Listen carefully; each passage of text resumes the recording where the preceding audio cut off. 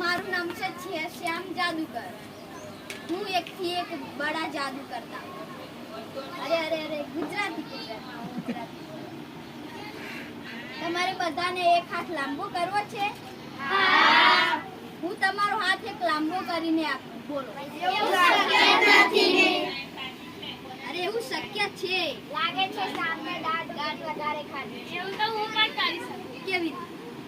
આ હાથ લાંબો છે ને, અને એવી રીતે નહીં, બે હાથ સરખા ટટ્ટા રહેવા જોઈએ અને એક હાથ લાંબો રહેવો જોઈએ।